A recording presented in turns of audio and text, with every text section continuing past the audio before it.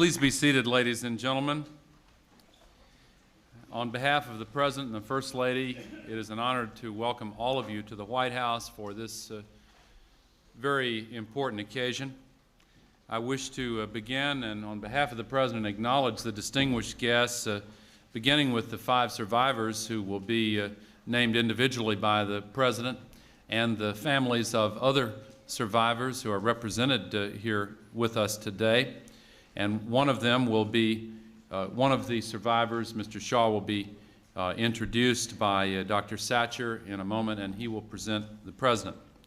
I wish to acknowledge the many members of Congress who are present. Senator John Glenn, the chair of the Congressional Black Caucus, Congresswoman Maxine Waters, the congressman representing the district from which most of these individuals traveled, Congressman Earl Hilliard, and Congressman Louis Stokes, who figured prominently in the effort to address this injustice, and some 35 other members of the Congressional Black Caucus, all of whom worked together tirelessly to make certain that the people of the United States of America were made fully aware of the need for the step the President is taking today.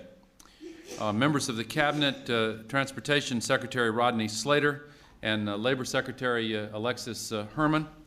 Other distinguished guests, I can't mention all by name, but there are the heads of a great many prominent African American organizations in the United States of America, the heads of many organizations formed to battle against the threat of AIDS, organizations that have also been prominent in this effort. Individuals such as Dr. Henry Foster, Dr. Benjamin Payton, president of Tuskegee University, and dozens of other extremely distinguished prominent guests, too many to acknowledge individually. 6 decades ago, indifference and injustice combined to begin to write one of the most shameful chapters in the history of American medicine. Of course, the infamous project called the Tuskegee Study of Untreated Syphilis in the Negro Male. In 1932, America's Public Health Service set out to study syphilis, but it pursued this worthy goal in a manner that was irredeemably cruel. Several hundred African American men the Public Health Service recruited at churches and clinics and farms were used in the study. Most of these men had syphilis. None of them knew their bodies harbored this disease. And then the Public Health Service followed the men's lives, watched how the disease developed, all the while withholding medicine, withholding treatment of any kind for these innocent American citizens. Medical professionals willingly, intentionally let human beings suffer from a treatable and then later a curable illness. These researchers knew that mercury and arsenic compounds could treat the disease, but the Tuskegee men did not receive the medicine. Later, the researchers knew that penicillin could cure the disease, but again, the Tuskegee men did not get the medicine. They didn't get treated until the 40-year study was discovered and stopped amid public outcry in 1972. It was a disgraceful episode for American science. We feel the repercussions still, tremors of distrust that have not yet disappeared. To this day, the Tuskegee study makes some Americans think twice about donating blood or taking their children for vaccinations or signing an organ donor card. But out of this sad incident, we can learn and we can find healing, and we can vow that such hideous episodes will never occur again. The relentless pursuit of scientific truth is a noble endeavor, but not so noble that it exempts us from our deeper obligations to be moral and just, to revere the sanctity of the lives of our fellow men and women. The ultimate purpose of science is to improve human lives. Science and technology can be powerful forces for good, and usually are. They've cured diseases, built economies, helped to narrow the distance of time and space. In the 21st century, as the march of new discoveries picks up even more speed, we must be vigilant about making certain science and technology always remain positive forces in American life. So today, the nation, under President Clinton's leadership and at his initiative, finally does the right and the honorable thing. It is now my pleasure to introduce and bring to the microphone one of the people who has led this effort that has brought us here today, the distinguished director of the Centers for Disease Control and Prevention, Dr. David Satcher.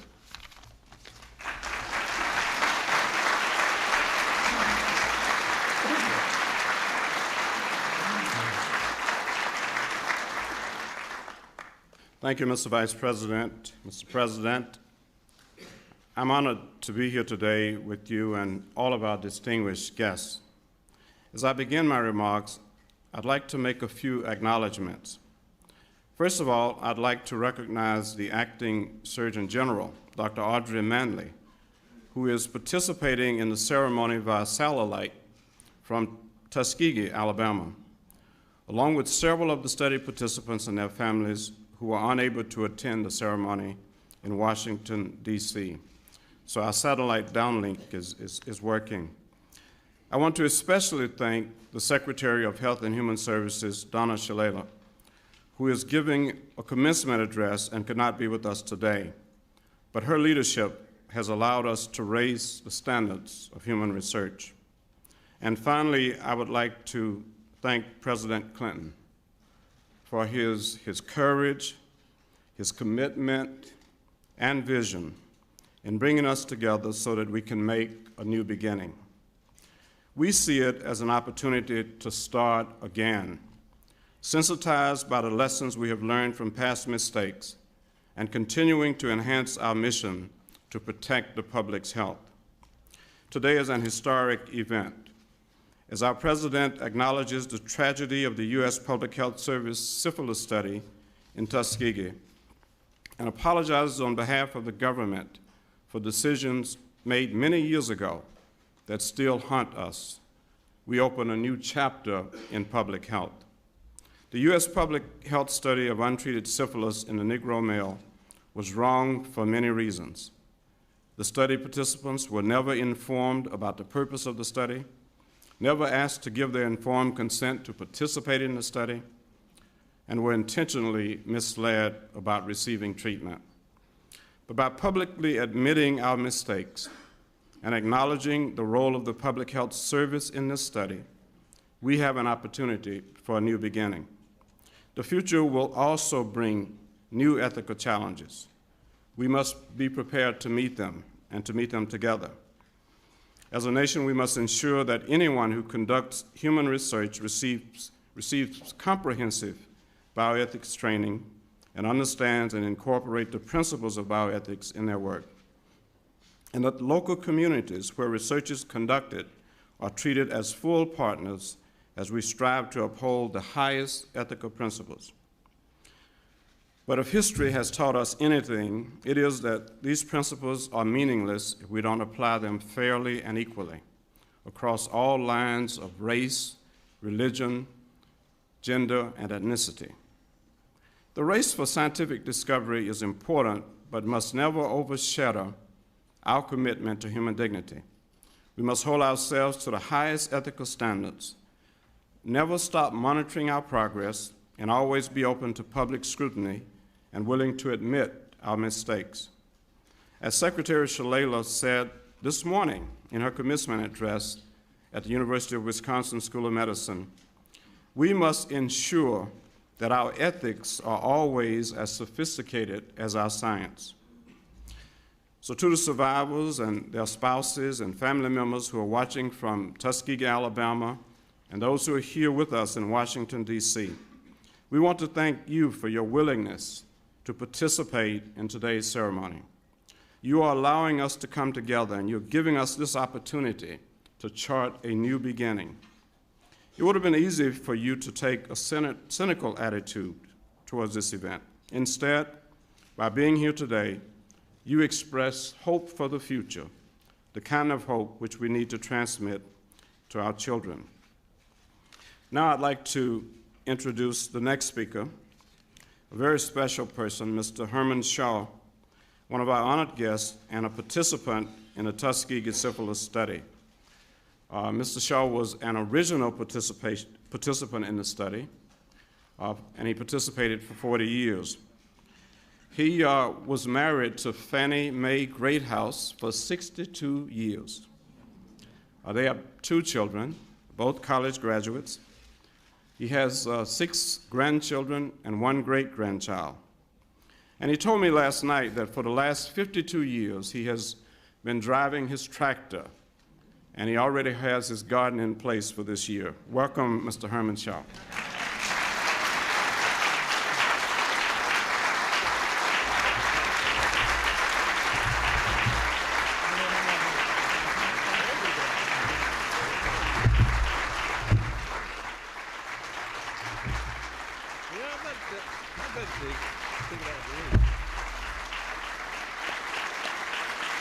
Thank you. Thank you.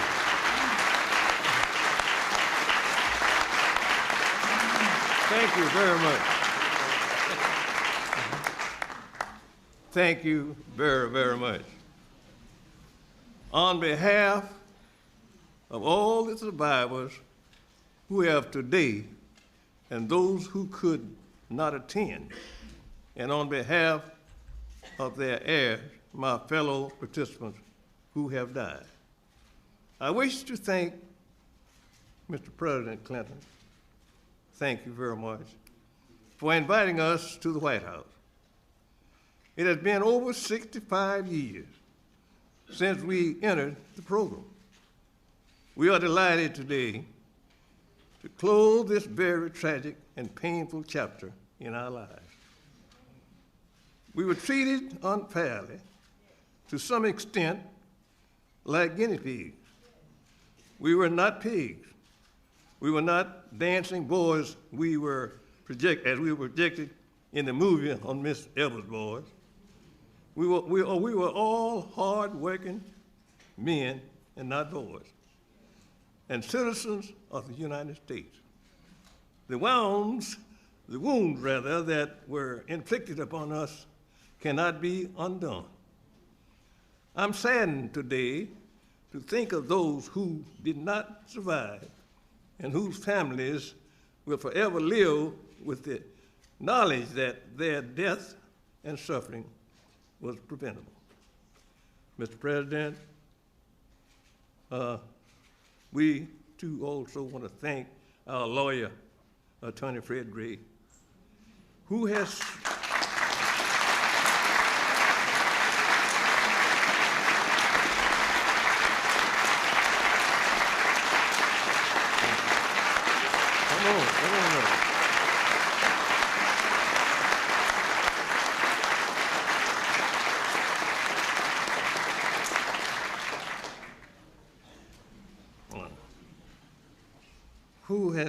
been with us during these 25 years and helped us to make this ceremony is important, has become the damage done by the Tuskegee study is much deeper than the wounds any of us may have suffered.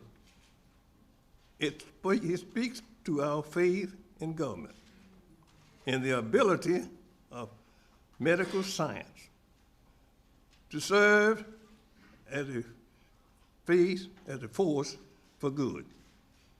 As I said at the press conference in Shiloh Baptist Church in Tuskegee, Alabama, on April the 8th, in addition to the apology, we want to construct a Tuskegee permanent memorial, a place where our children, grandchildren, will be able to see the contribution that we and others made to this country. I'm glad that I have help from the Tuskegee Human Rights Multifunctional Center, which will be for the purpose of creating such a lasting memorial. In my opinion, it is never too late to work to restore faith and trust.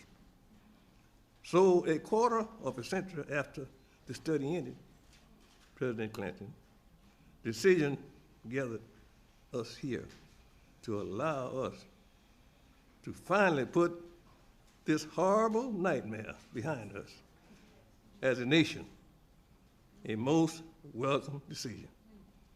In order for America to reach its full potential, we must truly be one America, black, red, white together, trusting each other, caring for each other, and never allowing the kind of tragedy which has happened to us in Tuskegee study to ever happen again. Mr. President, words cannot express my gratitude to you for bringing us here today, for doing so, doing your best to right this wrong tragedy, and to resolve the American should never again allow such an event to occur again. Ladies and gentlemen, I give you the President of the United States of America.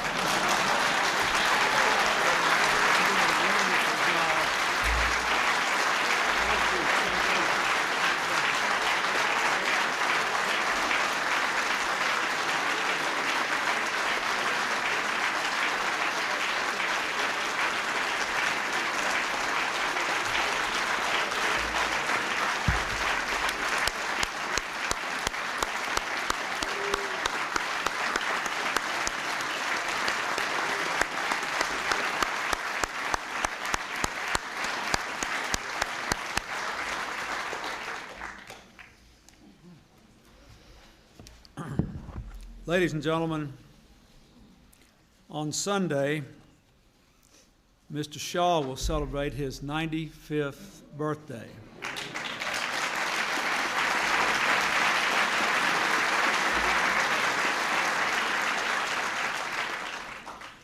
I would like to recognize the other survivors who are here today and their families. Mr. Charlie Pollard is here.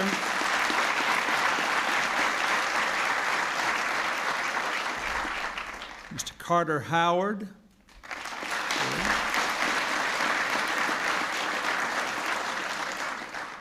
Mr. Fred Simmons.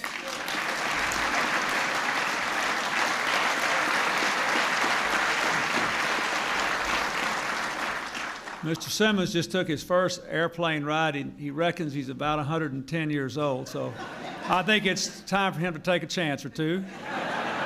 I'm glad he did. And Mr. Frederick Moss, thank you, sir. Thank you, all of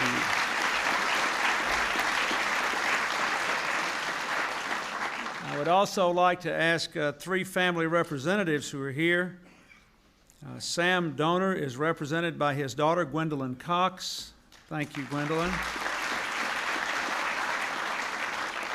Ernest Hendon, who is watching in Tuskegee, is represented by his brother, North Hendon. Thank you, sir, for being here. And George Key is represented by his grandson, Christopher Monroe. Thank you, Chris. I also acknowledge the families, community leaders, teachers, and students watching today by satellite from Tuskegee. The White House is the people's house. We are glad to have all of you here today. I thank Dr. David Satcher for his role in this. I thank Congresswoman Waters and Congressman Hilliard, Congressman Stokes, the entire Congressional Black Caucus, Dr. Satcher, members of the cabinet who are here, Secretary Herman, Secretary Slater, a great friend of freedom, Fred Gray. Thank you for fighting this long battle for all these long years. The 8 men who are survivors of the syphilis study at Tuskegee are a living link to a time not so very long ago that many Americans would prefer not to remember, but we dare not forget. It was a time when our nation failed to live up to its ideals, when our nation broke the trust with our people that is the very foundation of our democracy. It is not only in remembering that shameful past that we can make amends and repair our nation, but it is in remembering that past that we can build a better present and a better future. And without remembering it, we cannot make amends and we cannot go forward. So today, America does remember the hundreds of men used in research without their knowledge and consent. We remember them and their family members, men who were poor and African American, without resources and with few alternatives. They believed they had found hope when they were offered free medical care by the United States Public Health Service.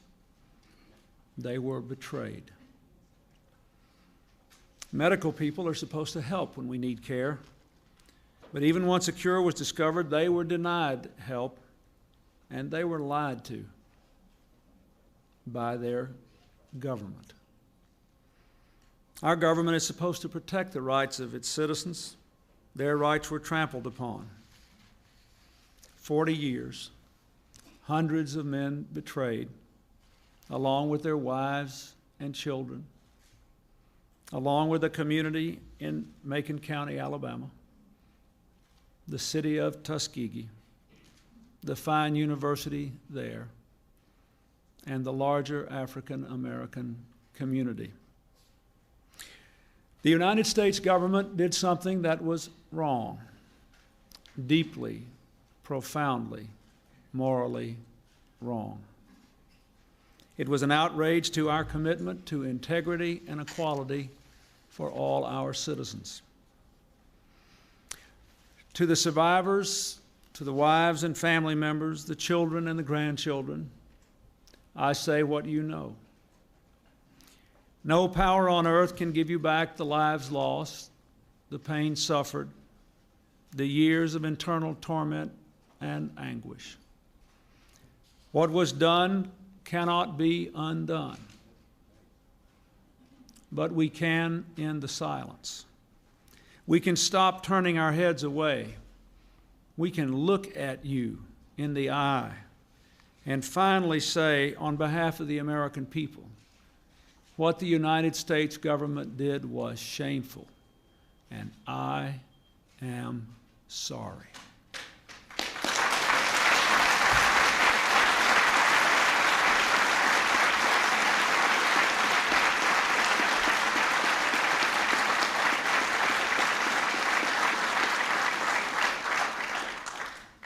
The American people are sorry for the loss, for the years of hurt.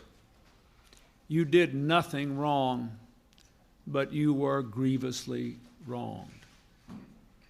I apologize, and I am sorry that this apology has been so long in coming.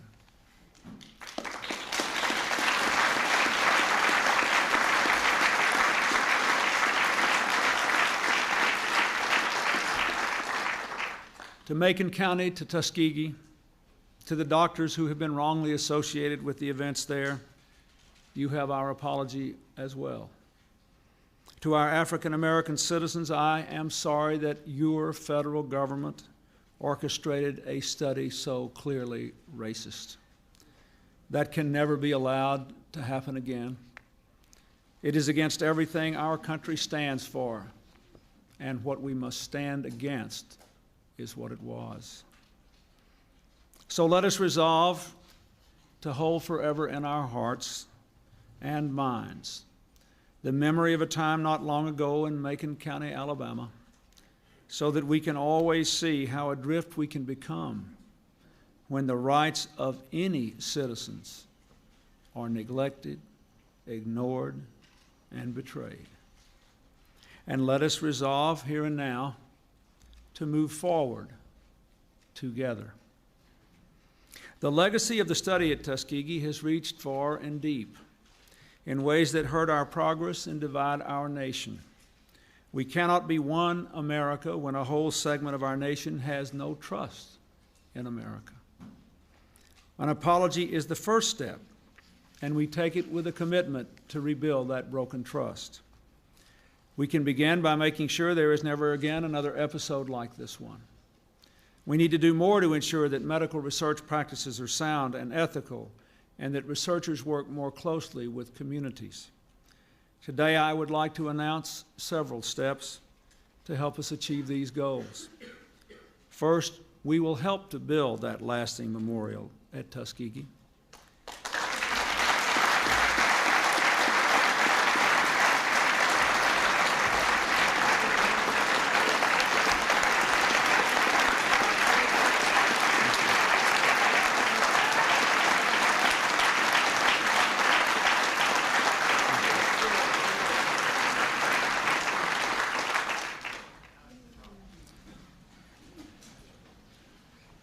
The school, founded by Booker T. Washington, distinguished by the renowned scientist George Washington Carver, and so many others who advanced the health and well-being of African Americans and all Americans, is a fitting site. The Department of Health and Human Services will award a planning grant so the school can pursue establishing a Center for Bioethics in Research and Healthcare. The center will serve as a museum of the study and support efforts to address its legacy and strengthen bioethics training. Second, we commit to increase our community involvement so that we may begin restoring lost trust. The study at Tuskegee served to sow distrust of our medical institutions, especially where research is involved. Since the study was halted, abuses have been checked by making informed consent and local review mandatory in federally funded and mandated research. Still, 25 years later, many medical studies have little African American participation, and African American organ donors are few. This impedes efforts to conduct promising research and to provide the best health care to all our people, including African Americans. So today I'm directing the Secretary of Health and Human Services, Donna Shalala, to issue a report in 180 days about how we can best involve communities, especially minority communities, in research and health care. Every American group must be involved in medical research in ways that are positive. We have put the curse behind us. Now we must bring the benefits to all Americans.